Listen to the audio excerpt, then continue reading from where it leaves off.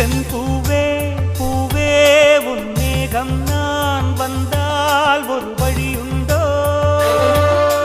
சாய்ந்தாடும் சங்கில் துளி பட்டாலும் முத்தாகிடும் முத்துண்டே படை கொண்டு நடக்கும் மன்மத சிலையோ மன்னவன் வீரர்கள் பல்லவன் மொழியோ இமைகளும் உதடுகள் ஆகுமோ